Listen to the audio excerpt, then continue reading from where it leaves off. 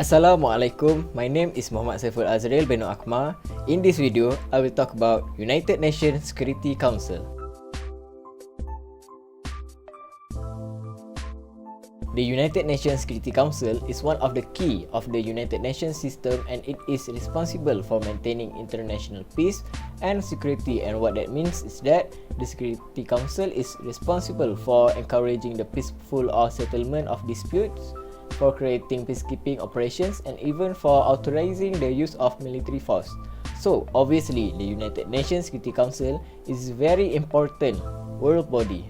Now currently there are 50 states on the United Nations Security Council, but I will only emphasize on who are the permanent members that holds the veto power of United Nations Security Council. So the question is, who got the permanent seat, who decided, and who picked them? Well, to begin, after World War II, the world was in a bit of a mess. Global power was diminished and a new conflict was beginning to take shape. The victorious powers of the war were hoping to never repeat the same mistake again, and to do this, they would create a board of international great powers to choose resolutions about conflicts between countries before they became war.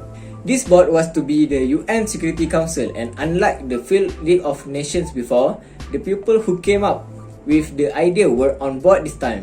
So in early 1945, the original plan for the new Security Council was it would be only have 4 members, which is USA, USSR, United Kingdom, and the Republic of China. And it won't surprise you that those members largely picked themselves.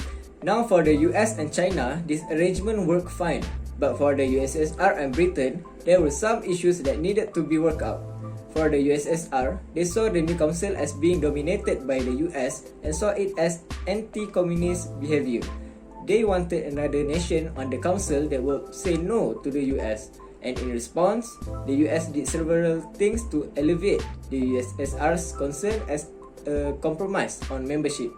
The US offered to appoint Brazil as the 5th member, which the USSR refused to agree because, again, they saw them as being too closely aligned with the West. Also, Brazil didn't want to join. As for Britain, it had several issues with the current makeup of the Security Council. Its main problem was that, as Western Europe's only member of the Council, it looked like its defense would be Britain's responsibility, which Britain did not want because, first, that sounded expensive, and second, British political and public opinion of Europe at that point was largely that it was something that dragged them into wars.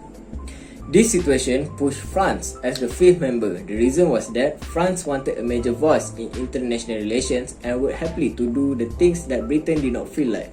The USSR agreed with this pick as well, since France was one nation happy to say no to the United States. And with that, France was in, and the 5 permanent members of the United Nations Security Council were picked. After this scenario, there were only 2 changes for the Council's member. First, in 1971, the United Nations voted for the People's Republic of China to become the officially recognized China.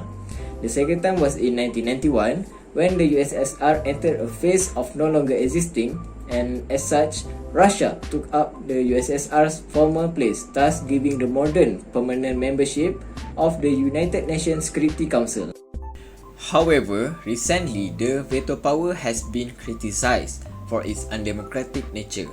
There are also claims that the 5 permanent members have used their veto right to promote their political self-interest or geopolitical interests beyond the interest of protecting the public.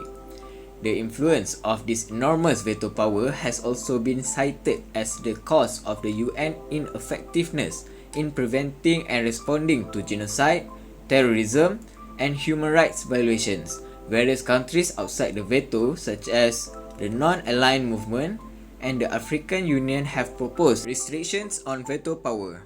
That's all about who holds the veto for United Nations Security Council. So personally, I think this organization is very important because the Security Council has a very big and primary responsibility under the Charter of the United Nations and to maintain international peace and security. That's all from me. Thank you.